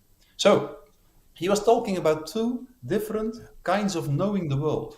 On the one hand, there is this rational way to know the world, and on the other hand, there is this other way of knowing the world, which is a resonating way, an empathic way of knowing the world, which is hard to define, but there are two different ways to know the world. And he used two different words in French for knowing. He used savoir, which refers to voir, to see, to what you can see with the eye. So there is a certain knowledge that you can generate by looking at the world with your eyes and thinking logically about what you see. That's the rational knowledge of the world. But then he also referred to this different way of knowing the world, this resonating knowledge. And that, for that word, he used the word connaître, which means as much as, if you look at it, connaître means to be born together. That means that this kind of knowledge is a knowledge that is revelatory and which makes you understand things in a new way, as if you're born again. So there are two different ways of knowledge. There's this rational knowledge and the resonating knowledge. And also traditions such as a samurai tradition in Japan and every mystical tradition, I think, knew that difference. The samurai tradition in Japan said that every time you learn something, an art or a craft, there is this first stage of the learning process, which is a technical, rational stage. You learn certain techniques. For instance, if you learn the martial arts, you will learn certain techniques in a rational way, which make you understand what you should do if you're under attack, for instance. But the first stage of learning an art is always practicing these techniques. That's the rational stage. But if you practice for a very long time, you will start to develop a different kind of knowledge, a kind of feeling, a kind of resonating knowledge. And it's that knowledge that is the aim, the goal, the end result of the learning process. And the samurai said, it's difficult, they said, to learn the techniques of a martial art, but it's even more difficult to forget them again. And if you don't succeed in forgetting them again, before you go to the battlefield, you will die on the battlefield. And that shows, like, it's exactly the same with science. There is the first stage of science, which is a rational stage. And then the sciences of the 20th century, and even the sciences of the 19th century as well, showed it so clearly. They showed that certain objects, for instance, certain phenomena in nature, can be rationally understood to a certain extent, but the core of the phenomena can never escapes all rational understanding. Niels Bohr said, when it comes to atoms, language, so Niels Bohr, the famous physicist, he said, when he won the Nobel Prize, he said, when it comes to atoms, language can only be used as poetry. And he was dead serious. He meant that when you try to grasp the behavior of elementary particles, you will understand a certain part of it in rational terms, in logical terms, but in the end, the core of it is radically irrational. He said that no theory could be right if she was not completely absurd. And for me, it was a complex dynamical systems theory, which made me wake up at that level. When I was about 35 years old, and when I dived deep into the mathematical basis of complex dynamical systems theory, I suddenly understood that the essence of life and of nature is irrational. That's what it shows. This theory shows it paradoxically, in a strictly rational way, that the essence of every complex dynamical system, that it always behaves irrationally, literally like an irrational number. So science as well, just like the samurai tradition or every mystical tradition, starts from rationality, but if you walk down the road of rationality to the very end, you will soon stumble upon a land that you can never enter with rational thinking. And there you have to switch. You have to develop this other kind of knowing the world, this much more resonating way of knowing the world, a way to know the world, of knowing the world, which brings you in touch with the real, which brings you in touch with the eternal principles of life, which are ethical principles. That's so you make this switch from an existence based on rational understanding to an existence based on a more resonating knowing, and in which you become in touch with principles which can never be articulated in a definitive way, I think, but which allow you to position yourself in life and in society towards other people. So I think that's so. When I went through that process myself in a very concrete way, in which I was someone who very stubbornly tried to understand in a rational way, and at the moment where I started to become aware of the fact that rational understanding is limited and never capable of grasping the essence of life, it was like a true revelation for me. I started to feel that suddenly. All right, go ahead, pause it. That. All right, so he gets deep in the second half of that first part of the conversation, right? So it goes on for like an hour. We got like 10, 15 minutes. How much did we get, LD, of that? 18 minutes in. 18 minutes. All right. So I'm going to address what he said last, then I'll work our way back to like the useful references we can take from that and learn from. Existence exists, cause and effect exist. I'm conscious of it. Therefore, I have to think my way forward, right? I can use reason and logic to discern all of that. Perception through the five senses of reality. But if I want to go taking that apart, I'm going to need a different set of tools. It's going to look wild and crazy, like chaos physics and, quantum states of matter and plasma physics and all these sorts of things, right? So it's going to have a different set of rules, because it's like if you look at a Word document, you think it's a Word document, you can read the words, but really it's a bunch of code behind that, and that code's not going to make sense to you. So it's the same type of vernacular. What Desmond is saying at the end is getting in and learning how to read that code is, the secondary stage. But the first stage is, what is the commonsensical reality that we can perceive with our five senses and talk about in useful ways to each other? And the schism comes when people are talking about things that are not real, are not true, and then holding people to account in that same reality, which they are denying. That becomes an issue. That causes civil strife, that causes civil unrest, all these other things. He also alluded to they're getting people away from acts of consciousness and, speaking from your soul to cybernetic control of clockwork oranges around the world. Seeing you as a mechanistic being. If they deny you consciousness and soul and downgrade you just to an animal, they can manipulate you just like they manipulate pigeons and mice and all these other animals. They can seem to teach to read and have conditioned responses, Skinnerian type of situations. So that's transhumanism. It starts with cybernetics. So I wanted to give you a couple books. Let's go here. Neil Postman, Technopoly, The Surrender of Culture to Technology. And he wrote this, I think, in the 90s. So let's check. Let's see the date. Also by Neil Postman, 1992. So a little bit ahead of his time, writing very descriptively about what was to come with the internet, and every new piece of a technology that we adopt, we also have to sacrifice part of our culture that made us self-reliant prior to that technology being instilled. Next one I would point to also fits in with Desmond's thesis there at the beginning, the logical leap. This is kind of a story of how physics became corrupted over time.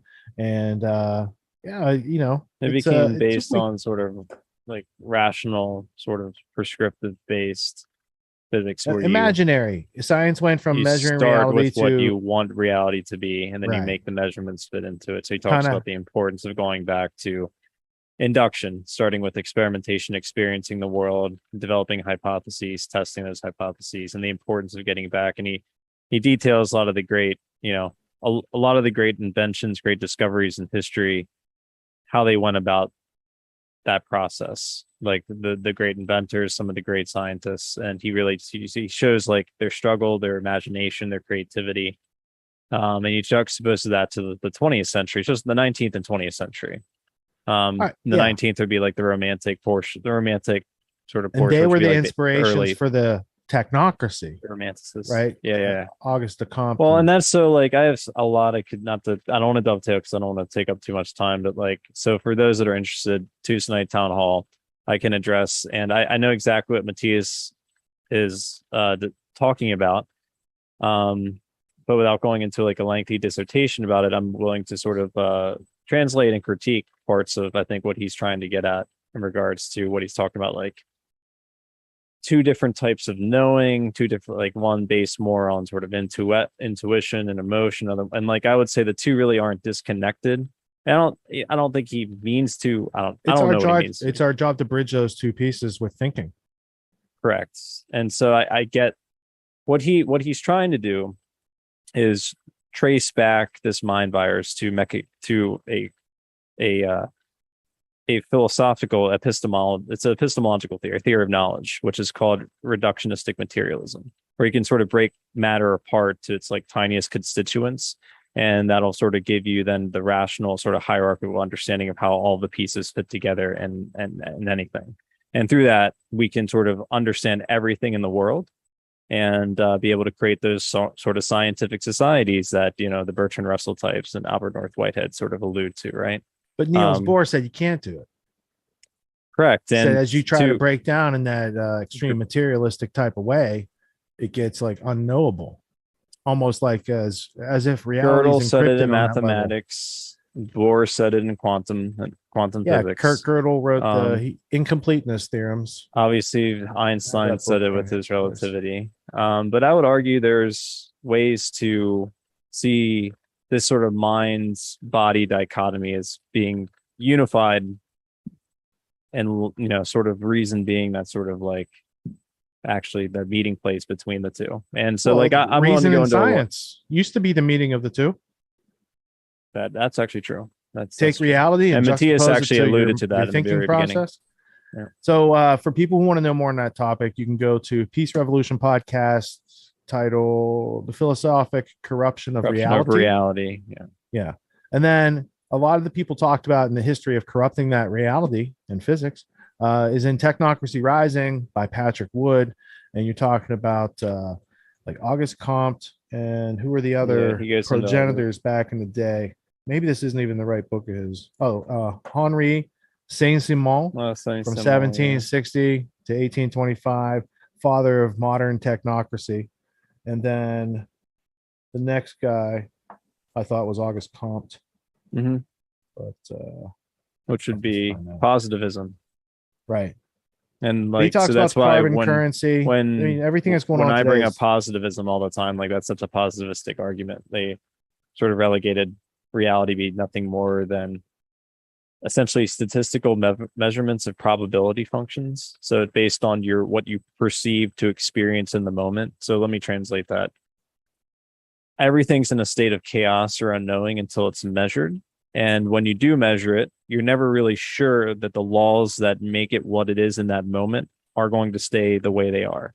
So all you can really do is measure a sort of probability of what something is or how phenomena relate to one another. And so they do these brilliant sort of statistical charts and graphs to try to describe the nature of something, but not describing it as though it's an essential part of it, but as though there's other things that could come in and change the essential characteristics of what that thing that they're witnessing and how it's being experienced is. I did find that reference. Auguste Comte and Thorstein Veblen. Yeah, right. Sorry. Yeah. Now, Veblen, he helped to found the New School for Social Research, the New School. And then he was also the editor. I thought he was something more. Yeah, that's crazy. He was the editor of the Journal of Race Relations. Thorstein Veblen was. And then that journal became the Council on Foreign Relations Foreign Affairs magazine. So these were some of the, Fabian socialists supported technocracy and transhumanism, these sort of things. Real quick. Yeah. Saint-Simon. Oh, he's a student. Yeah. Positivism. Okay. Founder of positivism, man. Yeah. Modern sociology. He's supposedly has been adorned as being the father of modern sociology. I also wanted to point out he was spot on with calling out the UNCED conference and Agenda 21 and the biodiversity assessment. That's all the stuff that they're doing today. I mean, they're making a global village. We're going to see. Look at this global village, right? They want to make the global village. Let's go to that Matt Walsh. cities of the future, the dystopian city of the future that they're building with all this anti-logic and reason, plus technopoly, which is totalitarian transhumanism technocracy. That's about the gist. That one's in the intermission section. That would be interesting. Yeah, because we got a different intermission we're going to work through tonight. We're doing audibles all night. I had a couple. It's unpredictable. As it always is. Keeping it dynamic on GTW, right? Yeah, they got a global eco village coming for you. They're building a prototype over in Saudi Arabia. And it's like if they wanted to build like a Great Wall of China, but instead of China and being a Great Wall, it's just a big wall of glass. Because I think they said it's 300 meters high or 500 meters high. And it's like U-shaped, right? And you'd have your whole ecosystem, and it's just like a glass wall in the desert. What happens when the electricity goes out? We will see what they want for you and me in the future. Glass wall in the desert. Well, they only have so much to work with. It's Saudi Arabia. It's a lot of desert. Yeah, I mean, they're making the best of it, golfers Tony. recently. So when they started a new golf tour. So making the best of it. Mohammed bin Salman's project. He wants to leave his mark on the world that can be seen from space. So is he creating like a terrarium then? It's like a terrarium. It's like Eco City of the Future, Agenda 2030 model for everyone else to follow. Something like a panopticon. It's like a really long panopticon. That's what it looks like. I figured they already had the panopticon in place. So. Well, let's see how. So Walsh probably gets into it like 3 minutes into a show, and it goes to like 12 minutes probably, that clip, that episode segment. Yep. We let's go to it. Are you ready? Oh yeah, you're good. Yeah. Oh, we got it. It's working. The architects of the New World Order are always searching for ever more efficient ways of containing and controlling and dehumanizing us, stripping our lives of beauty, destroying our freedom, and treating us like cattle to be herded and used. As we know, the goal is to have us all living in pods, stacked up on top of each other, eating bugs, owning nothing, and having no privacy. They seek even to lay claim to our inner lives, our consciences. The complete human existence, they believe, is one spent sitting in your rented prison bunk, eating your ration of grasshoppers for the day, numbed by psychotropic drugs while wearing your virtual reality headset to attend an endless string of corporate diversity seminars. And millions of people are already living a life that comes very close to this utopian ideal, but our overlords know that there are still advances yet to be made, new and innovative ways of eating our souls and making our lives even drearier and uglier. Enter the Crown Prince of Saudi Arabia with a concept that has been ominously dubbed the land scraper. The Guardian reports the promotional material is striking. 2 mirror-encased skyscrapers stretching more than 100 miles across a swath of desert and mountain terrain, providing a future home for 9 million people. Is it the ultimate in high density living or a grandiose science fiction fantasy? In short, economists, architects, and analysts are not quite sure. So extravagant is Saudi Arabia's plan to create an urban utopia that even those working on the project, known as The Line, do not yet know if its scale and scope can ever be realized. Skeptics and supporters alike were this week given more insight into the extraordinary ambition of the development, the centerpiece of the futuristic Neom site near the Gulf of Aqaba, when the kingdom's crown prince, Mohammed bin Salman, outlines central aspects of what he intends to be one of the most ambitious urban developments built in modern times. Now, the concept will cost about $1 trillion to build, and the hope is that this idea can be exported to many other countries, including our own, to make cities more efficient and eco-friendly, to save the planet and to finally bring into being a real-life sci-fi dystopia. There have been a lot of different visions for how this can be done. Many different people in different countries have had ideas of like what the cities of the future will look like in order to save the planet. And this is what this one's all about. Here's a promotional video explaining it a little bit more. Watch. For too long, humanity has existed within dysfunctional and polluted cities that ignore nature. Now, a revolution in civilization is taking place. Imagine a traditional city and consolidating its footprint, designing to protect and enhance nature. The line will be home to 9 million residents and will be built with a footprint of just 34 square kilometers. And we are designing it to provide a healthier, more sustainable quality of life. The line's communities are organized in 3 dimensions. Residents have access to all their daily needs within 5-minute walk neighborhoods.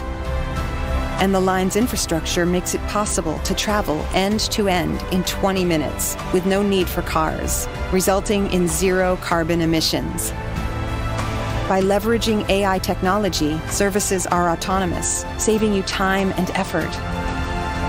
Designed by world-leading architects, the line is 500 meters tall, 200 meters wide, 170 kilometers long, and housed within an elegant mirror glass facade. Intelligent solutions create efficiency and year-round temperate microclimate with natural ventilation. Energy and water supplies are 100% renewable. The line is designed as a series of unique communities, offering a wealth of amenities, providing equitable views and immediate access to the surrounding nature. Oh, well, I mean, as long as you'll have equitable views, because that's the kind of view we all want, isn't it? You hike up to the top of a mountain, look out at God's creation and say, wow, the view up here is so equitable. That's a very normal and human reaction, right? Anyway, the plan, as you see, is to build a narrow 100-mile-long mirrored prison in which you can live and work and never leave and then die. As others have pointed out, it looks very much like a sleek and modern border wall of sorts, actually. So how quickly we went from, no, don't build the wall, to build the wall and live inside it. And speaking of living inside walls, this plan appears to have been inspired partly from sci-fi dystopian films that the architects have mistakenly taken as how-to guides, but then also partly from the living quarters of household pests. What they've come up with is an exciting opportunity for anyone who's ever dreamed of living in a termite colony.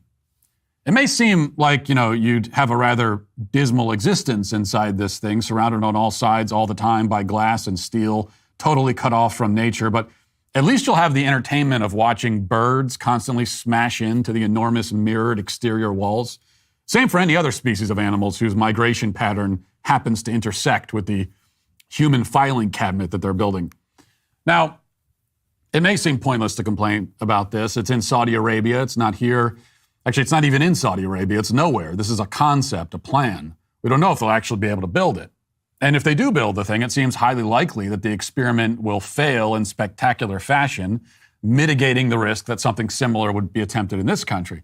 There are many ways that it could fail.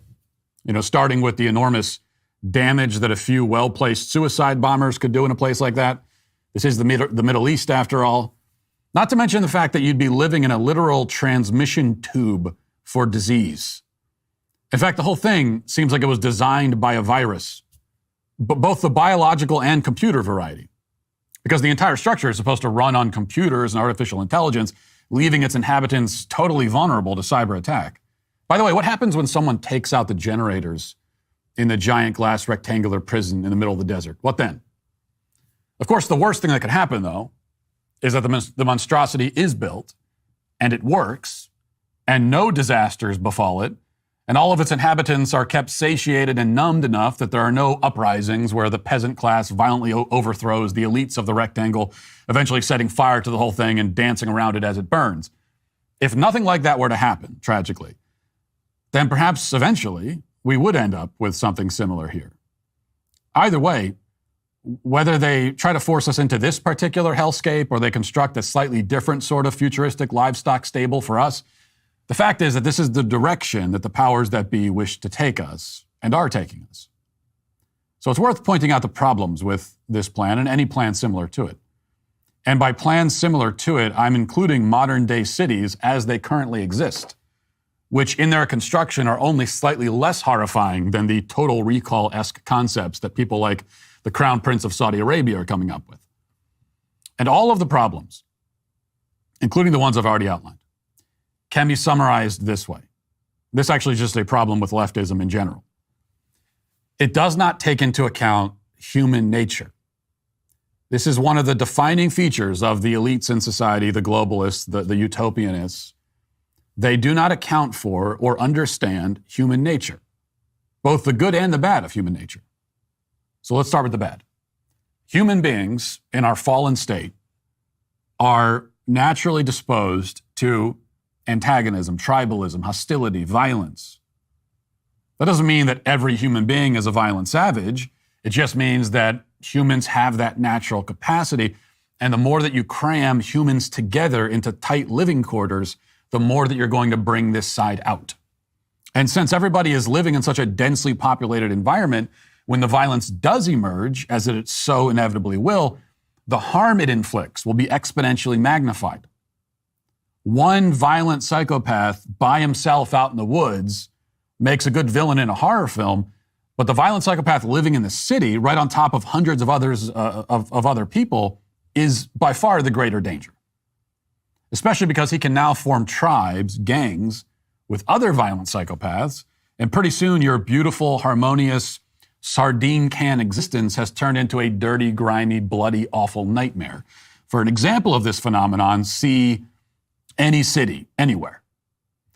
Now, that's not to say that the violence and crime in the city and the violence and crime that would turn the giant rectangle into a glass prison of despair is all due to people living too close to each other. That's part of it. The bigger part is, of course, the breakdown of the family, the destabilization of necessary social structures, the deliberate institutional effort to undermine law and order, etc. But these are all the work of the very same people who are planning the utopian cities of the future, so those problems are all sure to follow. But human nature is not all bad, thankfully. One of our nobler characteristics is that we hunger for adventure, creativity, independence. Now, there may be people who, for whatever reason, for whatever perverse reason, enjoy cities, but everybody feels at peace in nature. Everybody can appreciate a beautiful lake or a stream or a mountain. People go to cities for convenience, for job opportunities, for bars and restaurants and nightlife and so on. They don't go there for beauty. They certainly don't go there for peace.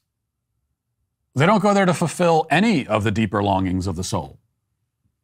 The ideal, most whole and complete way to live is on land you own, in a house that is yours, where you can breathe fresh air and enjoy at least a little bit of quiet and solitude, and have, along with your family, at least a semblance of independence and self-reliance.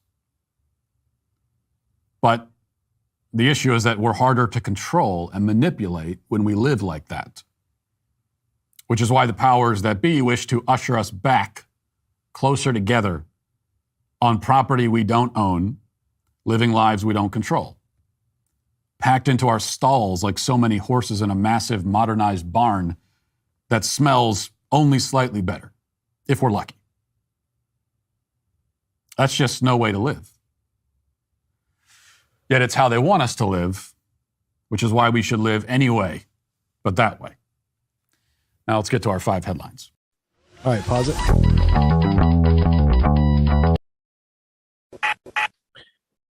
I don't know why he's hating on the line, man. I think it's a brilliant architectural idea. They should do it. They should build that. Build that line. That's the most absurd concept. Build the line.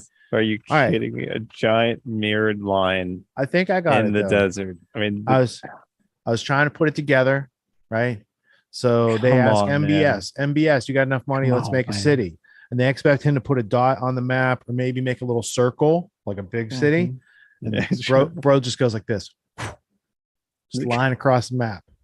And they're like, that's brilliant. Because they never say no to the guy with all the money. They're like, that's brilliant. And they're like, what will it be like? And he's like, I picture Snowpiercer, but not moving and in the desert. Yeah. And they're like, brilliant.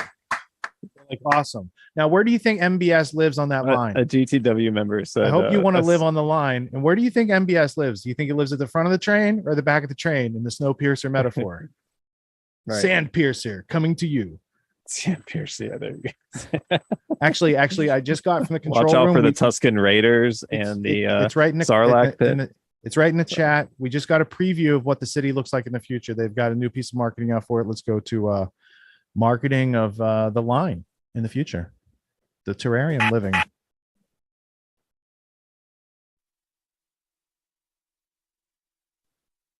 from the makers of The Matrix. Just imagine a world where you will hold your entire future in the palm of your hand, when a tiny glowing crystal will guide you through an existence in which each day is more wonderful than the last, where it will be possible for you to obtain the fulfillment of every fantasy, the satisfaction of every vanity, the absolute attainment of every wish. Metro-Goldwyn-Mayer presents the Saul David production of Logan's Run. A fantastic journey through a world beyond imagination. Welcome to the 23rd century. The perfect world of total pleasure. Imagine a world in which you need never be alone. You touch a switch, turn a dial, and the perfect lover steps into your arms. Every pleasure is yours to experience. Runner! There's just one catch. When the tiny crystal in the palm of your hand flashes its final message, your time is up. Michael York is Logan. Run, Logan! Policeman in a perfect world. No! Trained to track down runners. Run, Logan! Until he is forced to run himself.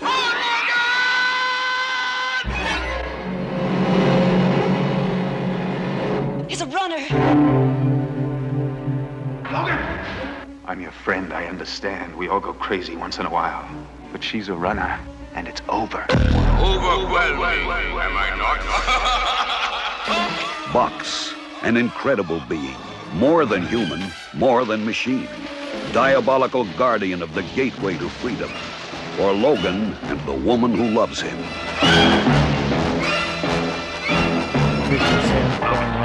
Logan 5, Logan 5, Logan 5, Logan 5, 5, 5, 5, 5, 5, Terminator 5, 5, 5, 5, 5, now!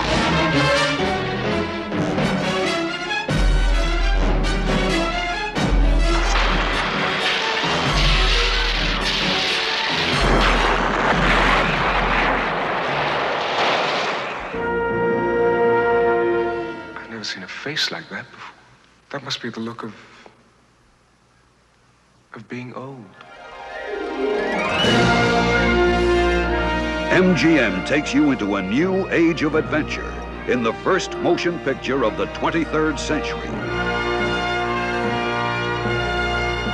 Logan's Run. It begins where imagination ends. That's funny. It picks up because it begins where imagination ends, and where imagination ends, MBS made his line. He just drew his line. And Logan's Run is about trying to get outside that line and escape into the desert of the real. See, there's another Warner Brothers Matrix callback to finish that off. And yeah, so the Snowpiercer in the desert coming to an Earth near you. A stationary Snowpiercer. In the desert. Jason it's like said. Snowpiercer. Yeah, stationary Snowpiercer in the desert. That's the pitch. You know, I bet the ad agency was like, we got it, MBS. We got it. We know how to bring that into reality. Just $1 trillion. Everybody loves living close together. Look, everything's within 5-minute walk. Why you need to be connected to the rest of that line? Anyone? I was thinking that same thing. It's like if all your needs are met within 5 minutes. Like why have the whole It's for the thing desert, connected? Tony. They have to preserve the desert. They want to keep it. It's for the. I'm joking. I don't know about the weather and terrain in Saudi Arabia personally. I've only seen pictures, so maybe it's a very lush area and the urban sprawl has choked out the natural wildlife, and they should live in the line. Maybe it's a good idea. We have to weigh these things. We can't just assume living in a panopticon 100 miles long. I thought it was a joke. With 9 million other people is a good thing to do in the day of safety distance. What do they call that? 6 feet to stop the spread. What was the thing? Yeah. 6 feet. Social distancing. Right. Yeah, social distancing. I thought that was a thing. Apparently it doesn't exist over there in the world of MBS. Drawing that line. He drew the line and COVID's not in it. They're fine. It's a great plan. He Makes total redefined sense. what the Israelis have been doing because they built a wall, but he built a line that's They both weren't the smart line enough to and live the inside the wall, bro. Like you can live inside. You know, there you Right. go. It's a like little Trojan Attack on horse Titan that doesn't style. move in the desert, but it's 100 miles long. Looks like snake. That's it. Thank you. Thank you. Oh, Nazca jeez. line style.